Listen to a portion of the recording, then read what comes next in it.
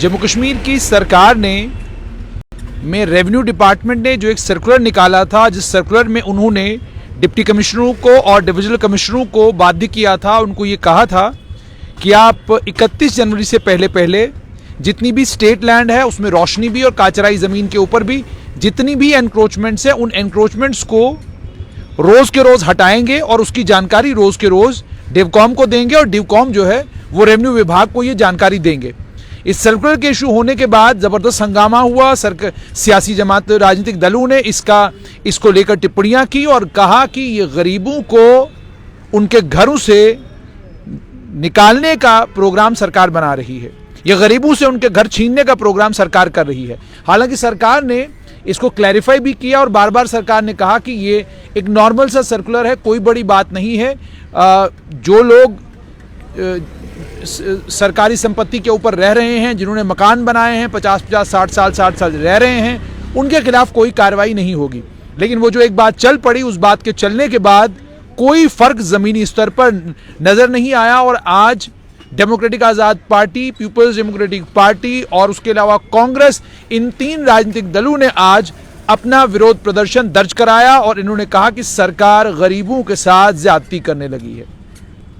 दूसरी तरफ एक याचिकाकर्ता सुप्रीम कोर्ट पहुंच गए। उन्होंने सुप्रीम कोर्ट में इस मामले को मेंशन किया और वहां पर कहा कि सरकार ने एक एंटी एनक्रोचमेंट ड्राइव के लिए सर्कुलर इशू किया है, बहुत बड़े पैमाने पर लोगों को बेघर किया जाएगा। इस मामले को chief justice of India DY Chandrachud के सामने मेंशन किया गया और उनको इस मामले की पहले जानकारी दी गई और उसके बाद यह भी कहा गया कि जस्टिस संजीव खन्ना ने रिक्यूज किया, उन्होंने इस मामले को सुनने से इनकार किया है। Chief justice of India DY Chandrachud ने कहा कि मैं इसे एग्जामिन करूंगा और इसे लिस्ट भी करूंगा। यानी वो जो सर्कुलर इशू हुआ है उस सर्कुलर के खिलाफ कुछ लोग सुप्रीम कोर्ट ऑफ इंडिया में गए। सुप्रीम कोर्ट में जो लोग गए हैं उनके नाम क्या हैं, वकील कौन थे, इसकी जानकारी अभी तक नहीं मिल पा रही है। मैंने दोनों याचिकाकर्ता शेख शकील जो वकील थे, याचिकाकर्ता प्रोफेसर SK भल्ला के, उनसे भी बातचीत की और उसके अलावा एडवोकेट अंकुर शर्मा से बातचीत की, जिन्होंने इस मामले में याचिका की थी और कहा था कि रोशनी के कानून को असंवैधानिक डिक्लेयर कर दिया जाना चाहिए। मैंने दोनों से बात की। मैंने कहा क्या आप जानते हैं ये कौन है जो सुप्रीम कोर्ट के दरवाजे पर गया है और जो वहां पर गुहार लगा रहा है कि जो एंटी एनक्रोचमेंट का सर्कुलर जम्मू कश्मीर के रेवेन्यू विभाग ने जारी किया है उस सर्कुलर के कारण परेशानी हो रही है और जम्मू कश्मीर की सरकार इसके बाद गरीबों के घर तोड़ सकती है, इससे बड़े पैमाने पर तोड़फोड़ हो सकती है। इसको लेकर इस सर्कुलर पर रोक लगा दी जानी चाहिए।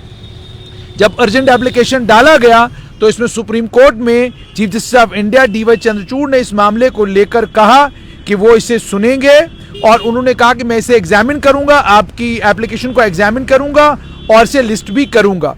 ये भी मैं आपको बताऊं कि रिव्यू पिटिशंस बहुत सारी जो है रोशनी मामले में हाई कोर्ट में भी पेंडिंग है और उसके अलावा एक रिव्यू पिटिशंस जो है वो हाई कोर्ट में पेंडिंग है। जम्मू कश्मीर की सरकार ने 9 जनवरी को तमाम डिप्टी कमिश्नरों को कहा कि आप सरकारी ज़मीनों के ऊपर से 31 जनवरी 2023 से पहले तमाम तरह के एनक्रोचमेंट्स हटा दें। उसके बाद यक के बाद दीगरे अलग अलग जगहों से खबरें आनी शुरू हो गई कि तहसीलदारों और नायब तहसीलदारों ने नोटिस निकालकर लोगों को कहना शुरू कर दिया कि आप फौरन एनक्रोचमेंट्स अपने सरकारी ज़मीनों से खुद हटा दें, अगर आप नहीं हटाएंगे फिर हम हटाएंगे और उसका हर्जाना भी आपसे लिया जाएगा।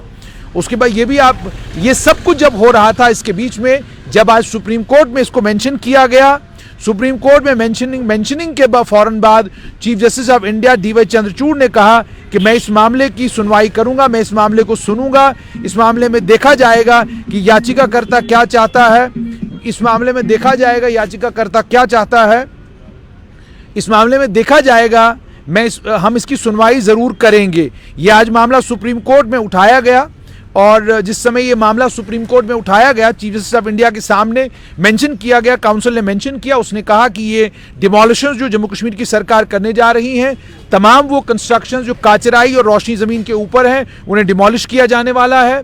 इस पर chief justice of India DY Chandrachud ने कहा कि आप कोगेंट नहीं है, मैं इसे चैम्बर्स में एग्जामिन करूँगा।